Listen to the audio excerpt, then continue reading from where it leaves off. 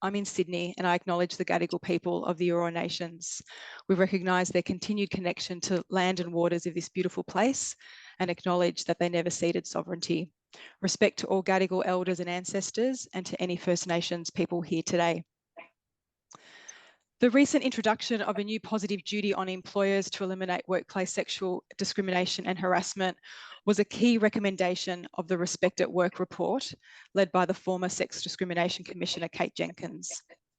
The report revealed that sexual harassment in Australian workplaces is widespread and pervasive, and it highlighted a legal and regulatory system that was no longer fit for purpose, and it made several recommendations regarding changes to the law, including the introduction of a new positive duty. Respect at Work focused on a shift from a reactive model that dealt with complaints from individuals to a proactive model that requires positive actions from employers. In a moment, we're going to hear from Sex Discrimination Commissioner, Dr. Anna Cody, who would tell us more about the new positive duty and what it means for us in the finance industry. And just a note on Dr. Anna Cody, as I mentioned, she's Australia's Sex Discrimination Commissioner, and she was appointed to that role in September 2023. Before this, Dr. Cody had a distinguished career as an academic, as a lawyer specialising in discrimination, and as a passionate advocate for human rights. Her work over the many years has included substantial advocacy to various United Nations human rights committees when they reviewed Australia's and other nations' fulfilment to their human rights obligations. Most recently, she was the Dean of the School of Law and a professor at Western Sydney University for 4.5 years, leading education and research impact within the school to better reflect the diversity and the community and the intersection of law and justice. So we're really thrilled to have you here for the launch. But before we hear from Dr. Cody, I'm just going to make a few opening remarks just to set the scene. With these new laws in place, our union really thought about how to engage deeply with finance workers and with employers across the sector. We wanted to know how employers were managing the risk of sexual harassment, and we also wanted to know about the lived experience of workers in the sector. In our report, One Too Many, it's been emailed to those of you here and who registered in advance of this meeting, but you can also find a link that we'll place in the chat today. But on the whole, what that report says is that finance employers confidently reported that based on their internal and external risk assessments, they say that the risk of sexual harassment is low. But the experience of workers doesn't support that conclusion. We surveyed finance workers, and the survey results paints a very different picture. It paints a picture where finance workers haven't been provided with effective education about the sorts of behaviour that constitutes sexual harassment, and that when harassment occurs, they have very little faith in the corporate reporting systems. This slide that's up here shows some of the highlights of our survey. In the past 12 months, 40% of respondents had experienced behaviours at work that constitute sexual harassment, but only 9 recognised it as sexual harassment. That indicates a clear gap in understanding the nature of sexual harassment.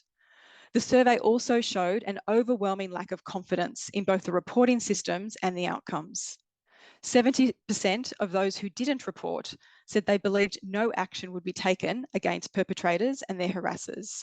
And they said that their harassers would get away with it, essentially believing that nothing would be done if they made a complaint.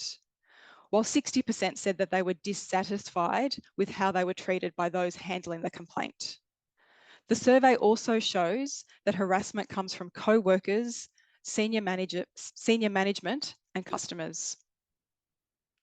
We wrote to major employers and asked them what steps they had taken to meet their new positive duty obligations. And over 50% of those who replied said that they'd taken steps as outlined in the Respect at Work report, including that they undertook risk assessments that were aimed at assessing the current state of play and to identify hazards that could result in sexual harassment. And as I said, employers came back and said, well, their workplaces are low risk for sexual harassment. I think in many ways this confirms our findings that there's both a lack of understanding about the types of behaviours that constitute harassment and an overwhelming lack of confidence in the reporting systems and those outcomes. Employers told us that as a proactive step, they're also rolling out education programs. Our survey shows that workers don't recognise sexual harassment. 40% of respondents experience behaviours that constitute sexual harassment, but only 9% recognised it as sexual harassment.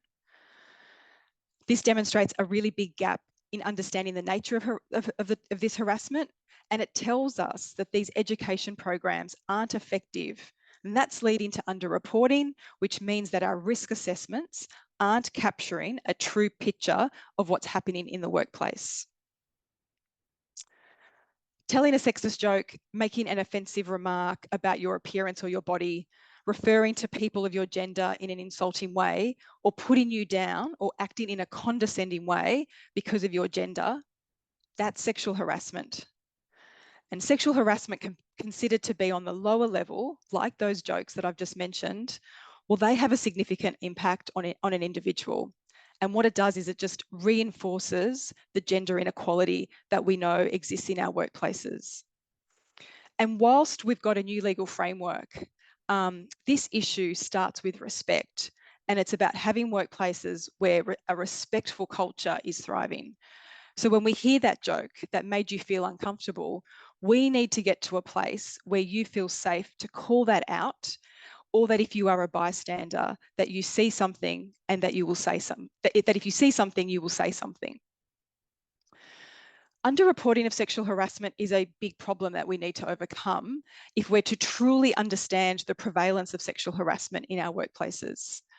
The survey results show us that the reporting systems across the finance sector are distrusted and underutilised. And that distrust in the systems has led to a flawed understanding of the breadth of sexual harassment by our employers. Reporting systems need to be simple to access, handled quickly, and they need to be transparent where the outcome is clear and known. The Respect at Work report noted that some employers have a tendency to adopt a reactive or compliance-driven approach to addressing workplace sexual harassment. They wait for a worker to make a complaint or to submit a report, and then they respond to it in a way that really is focused on minimising their legal risk and reputational damage to the business. I think we know that this is the way our sector has dealt with complaints. It's about the individual misconduct, and what it does is really lack the awareness of the cultural and systemic drivers of sexual harassment. And I think it's fair to say that after many years, we can look back and say that approach has failed. And this is why this new approach is so important that we get it right. Because we need our reporting regimes to change. The report is full of workers who said, I didn't report because I didn't think anything would change, or I didn't report because I thought it might have an impact on my career. And as I've said already, those who reported sexual harassment were then dissatisfied with the outcomes or the responses. And I think in many ways that might be because our employers have adopted that high criminal standard of beyond reasonable doubt of proof, rather than accepting a lower standard on the balance of probabilities. This high standard makes the bar too high for victims. The Respect at Work report provides for a way forward, and this is our chance really as an industry to think about how we reframe sexual harassment complaints and actually take those complaints as a positive step to improving workplace culture. That's why we're promoting a more tiered interventionist approach. Let's support managers to have better conversations when complaints are made at the workplace level. Let's apply a balance of probability standard that centres the victim. This is how we're going to start to shift how our workplaces think and talk and approach sexual harassment. We want to see a shift in how our workplaces talk about the behaviours of concern rather than the perpetrators. Adopting this approach says that the complaint is indisputable. The behaviour caused concern. We don't always need a comprehensive investigation every time. But of course, there may be times where this, however, is appropriate. What we're saying here is that, and our report goes to this, applying this approach to sexual harassment complaints should be viewed as a way of improving culture, It may even change culture because we get to demonstrate to others in the workplace that when a complaint is made, steps have been taken to improve workplace culture.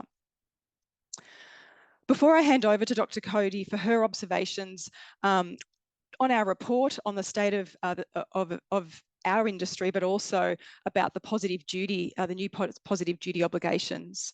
I just wanted to mention one last point that our report picks up, and that is the importance of meaningful consultation, where workers are given a safe space to identify the risks and where action is taken to eliminate those risks. We want to see consultation moving in a way that it's forward focused, aimed at drawing out risks, as opposed to backward looking at incidences that have occurred. We make this point in the report. It's too late to change things after they've occurred. Consultation needs to be genuine and it needs to be continuous. And we need to be asking the right questions so that employers are getting the right understanding of what's happening in their workplaces.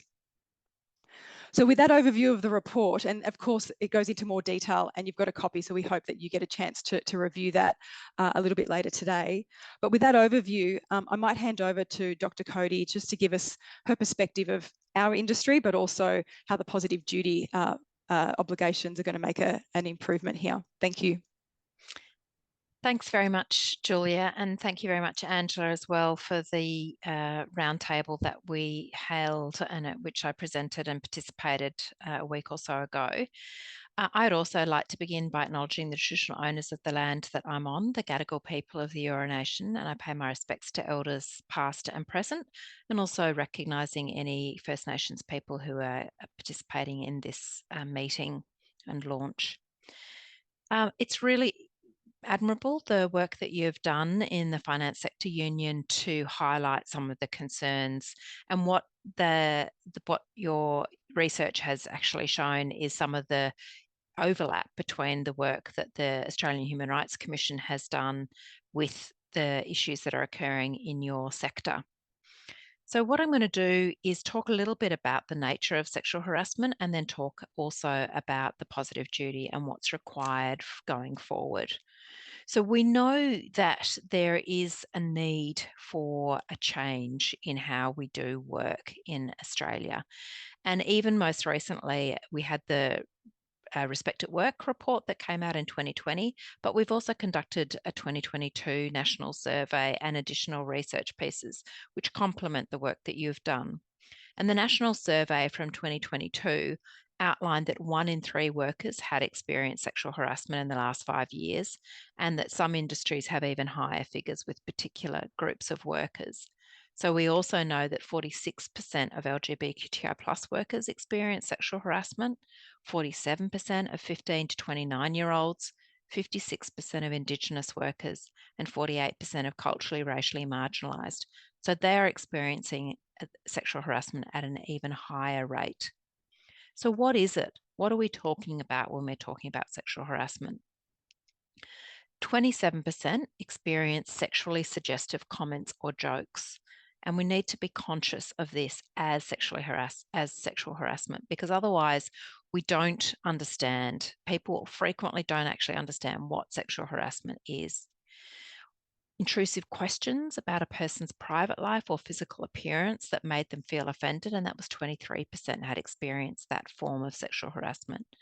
19% had experienced inappropriate staring or leering that made them feel intimidated.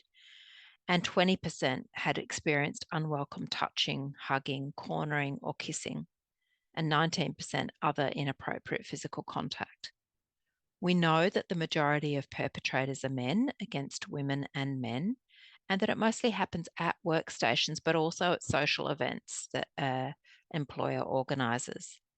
There are particular industries where there is a higher incidence of sexual harassment, and that's information, media, and telecommunications at 64%, arts and recreation services, 44%, electricity, gas, water, and waste services at 40%, and retail trade, 40%, and accommodation and food services, 34%.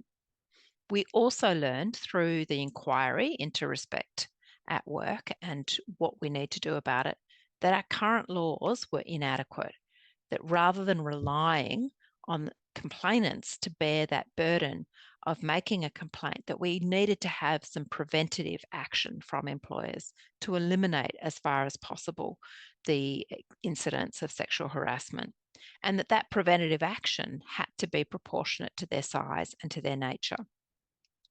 So the Respect at Work report had 55 recommendations, which spanned change to the law, recommendations for workplaces and industries and Australian regulators. And those recommendations have all been accepted in full by Australian governments and are largely being implemented or have been implemented. So what is the positive duty? The positive duty requires duty holders, so that's employers or persons conducting a business or undertaking, to take reasonable and proportionate measures to eliminate, as far as possible, discrimination on the ground of sex as in a work context, and that's both direct and indirect discrimination, sexual harassment in connection with work, sex-based harassment in connection with work, and conduct that creates a work environment that's hostile on the ground of sex, and also victimisation. So rather than just focusing on sexual harassment, it focused on 5 forms of unlawful conduct. So just to emphasise, it goes beyond sexual harassment, that positive duty. So what are those forms of behaviour?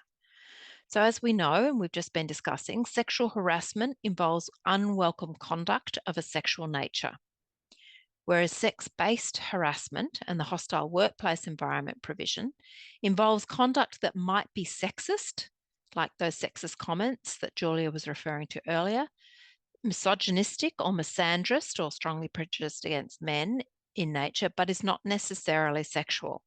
So examples that are given in the explanatory memorandum when that law was being introduced involve comments like, women shouldn't be at work, they should be at home taking care of their children.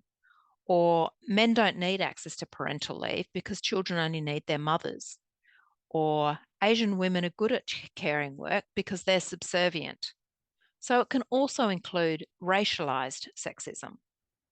So while there's often an overlap, we can broadly make a distinction between sexual conduct and sexist conduct. And it's also unlawful now for a person to engage in conduct that subjects another person to a workplace environment that's hostile on the ground of sex.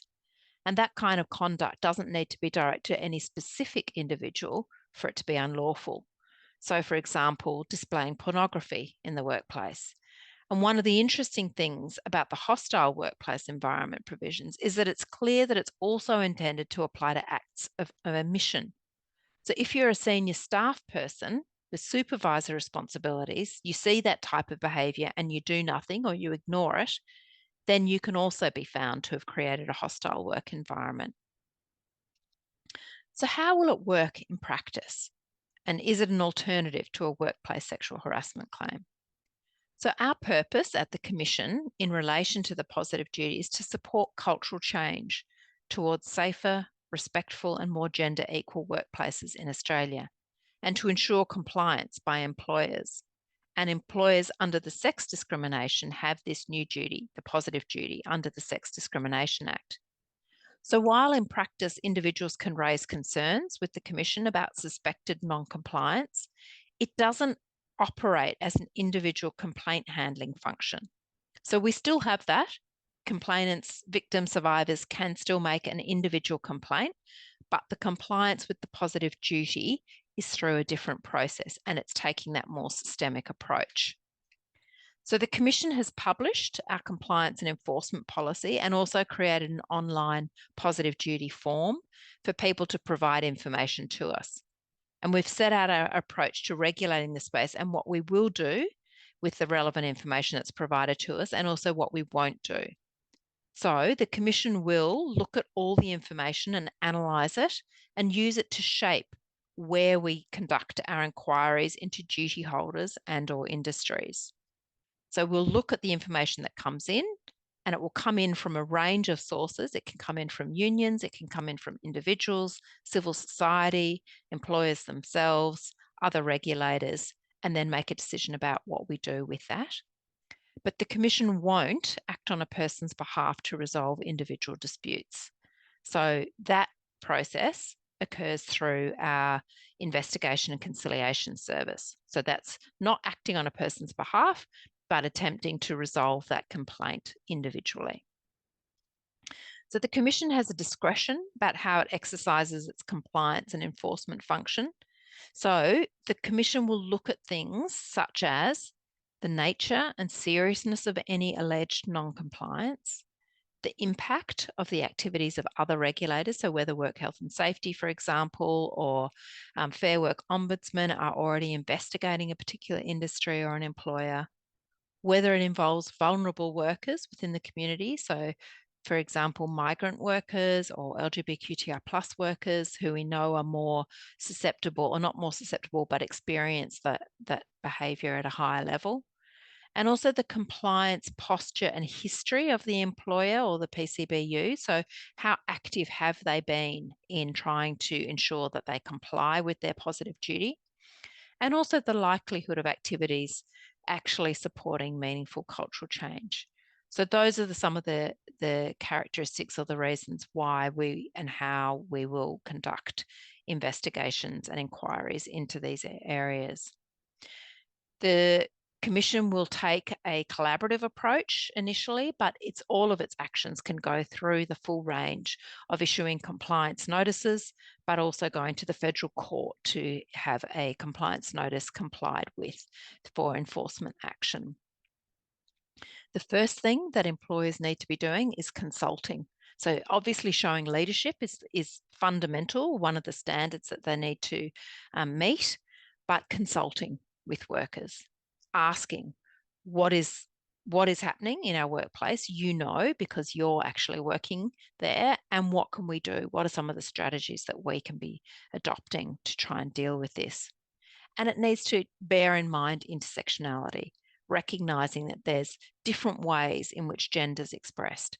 We come from a range of backgrounds, have different experiences because we're from non-English speaking backgrounds or culturally linguistically diverse backgrounds. We're First Nations, we may have a disability, and so that will impact on how we experience our work and our gender as well. So that's just a brief outline of the positive duty, and I really do commend the work that you're doing as a union, and look forward to working with you as we progress the positive duty and its implementation throughout the finance sector. Thanks, Dr. Cody. Some really like a great overview of what the new obligations are for employers and the role of the Commission. I think what stood out to me is when you first describe it as, in practice, we want to be supporting cultural change and supporting compliance through that. And I think that's how we view it in our sector. We know that there are things that can happen around compliance, and they must happen, but we would really love to shift the dial around. This is cultural, this is systemic.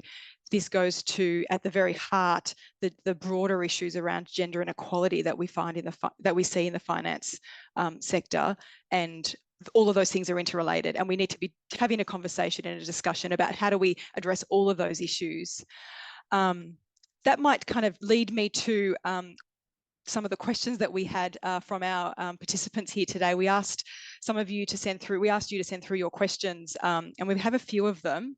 A number of you, of course, asked about the gender pay gap, and I don't think we're surprised about that, because the WGEA data was released on Tuesday, and unfortunately it shows that our sector still has one of the highest gender pay gaps across the economy, and many of our employers who have known about this issue for a very, very long time continue to have a gender pay gap above 20, 30, 40%. Dr. Cody, we've heard you speak in other forums about sexual harassment as being underpinned by gender inequality, and I think more likely to happen in workplaces where we've got these big gender pay gaps or where we see gender segregation. Is there anything further that you could say to us today about that link? And then we've got a member who's also asked, what more can we be doing to reduce the gender pay gap? And from your experience, what have you seen work elsewhere? Thanks very much, and thanks for the question. Absolutely, I think there's a really clear connection between gender pay gap and then also the incidence of sexual harassment, but those broader forms of behaviour that do not create a gender equal workplace. So we know, and it is concerning, the large gender pay gap in the finance and professional services industries. So absolutely, I would be encouraging all of you to look at the individual employers' gender pay gap data and making your decisions based around that and raising that within your workplaces.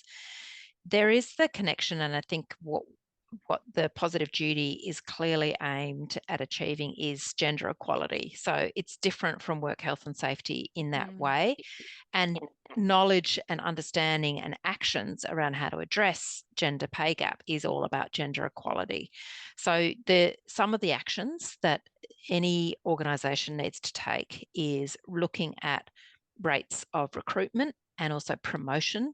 So what creates the gender pay gap is the concentration of women workers at lower levels, at lower paid levels, but also the segregation of the workforce. So whether or not there are particular roles which are better paid, which are occupied by more men than they are by women. So it's multifaceted as to why those gender pay gaps exist, but an organisation, if an employer has to dig into what is happening in their organisation as to so why that exists. So the three things that often come up is the discrimination on the basis of gender or sex that occurs. So recruitment and promotion, who gets recruited, what are the actual criteria, and then is that really required, and is that excluding some people, and then the promotion, who's getting promoted and why.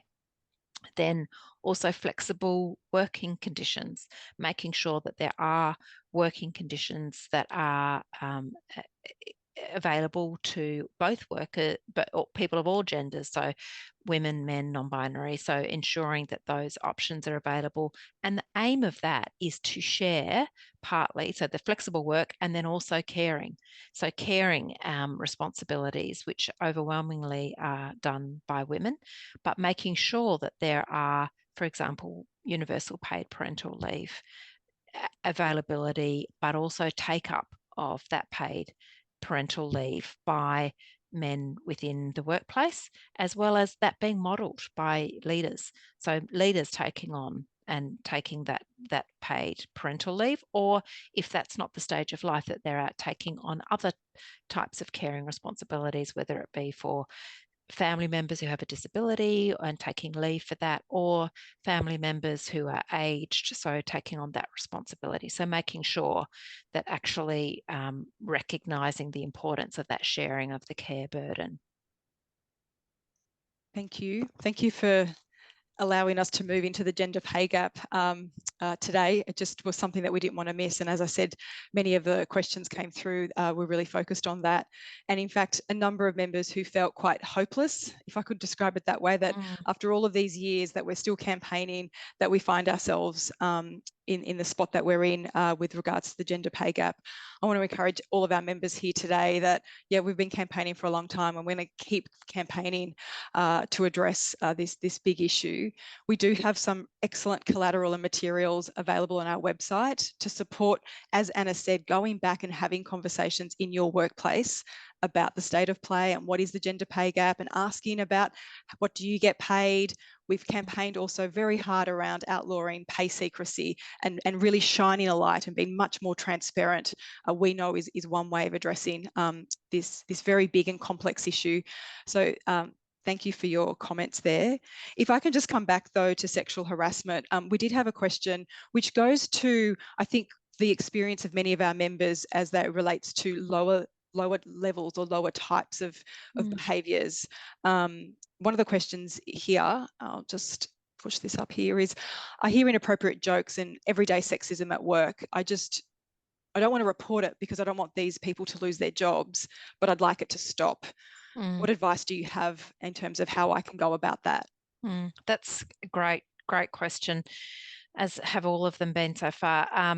So absolutely, and it's that burden that we were just talking about on having to bear the burden of making a complaint and that being unfair. So now there is that responsibility on employers, and that includes supervisors, to prevent and to eliminate as far as possible some of that sexist, sex-based harassment.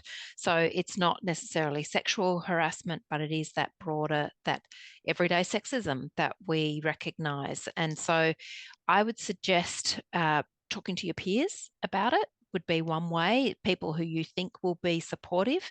And then you could raise it with your direct supervisor. So it's not raising it as a complaint, but other ways that the supervisor could deal with it. So having those team meetings, addressing it, naming it, saying that it's not acceptable, having an educative response to it as well. So what is everyday sexism? How does it impact on people? So even having those conversations. And, I guess you could hope that perhaps people don't realize the impact, but recognize, being explicit about, yeah, this does actually impact people and their willingness and ability to participate in the workforce. So I would say talking to your peers, making sure you get support, talking to the union as well, and making sure then that you raise it as a group potentially. There might also be so that it doesn't have to be a complaint, but it can be dealt with as a work unit within your work unit. I think that's a really important point there, because in our sector, and I think I made this in my opening remarks, it usually the burden is on the individual to make that complaint and to have the evidence, and then only then will it be received and then properly investigated according to, like, that's really the approach that's been taken in our industry, really about minimising the legal risk and any reputational damage. What approach can we take as a union to really shift the employer's thinking about actually receiving a complaint as a positive step? Because I think that's a barrier that we have to overcome. Even if we can make the workplace safer and people feel more confident, how do we get to a point where employers say, actually, I'm just going to receive that and deal with it on the spot? We're going to have a conversation about this because that's not okay. I was heartened by the response of all those who participated in the roundtable that we had. They did seem genuinely committed to dealing with these issues within the industry. And I wonder whether I think that obviously you have ongoing discussions with the individual employers, but I would have thought that that is really important to maintain those lines of communication and ways of trying to spread good practice across the industry. So this is something that they don't have to compete on, that, it is actually about sharing good practice and being able to respond to it. And whether it is, if members come to you and raise that as an issue, then whether you can provide that sort of bridge link between not having to have individual complaints, but actually raising it that this is something that's coming up in this particular workplace, in this employer. So being able to have that sort of brokerage type of role and broader systemic advocacy rather than the individual advocacy that you also do. I have a question here. It's quite specific, but it's the report did highlight that sexual harassment was occurring across co-workers, senior management, but also customers. And we were surprised to see the level of sexual harassment that our members were experiencing as they engaged with their customers, whether it was in person in their workplaces, such as a branch, or indeed over the phone in a call centre environment. And so one of the questions that's come through is how can we manage sexual harassment when it comes from our customers or clients, particularly those with a disability? So the employer should have a policy and have a protocol in place for dealing with that, because it's absolutely recognised that third parties are covered by the positive duty. So you have a right to be protected and from the sexual harassment or sexist behaviour of customers, as well as by your co-workers or your supervisors. So it's ensuring. So I would be asking, where's the policy on how does my employer, whatever it is, deal with this? What are the measures you have in place? What are the protocols? What should I be doing if this starts to happen on a call or in a there's not that many branches left, thanks. But, you know, in my interaction with this particular customer, then what are the processes that are in place for ensuring my safety? And they need to have a policy and a strategy in place, and they should actually be publicising it as well, so that you know when you're working with those people what you can do to maintain your safety.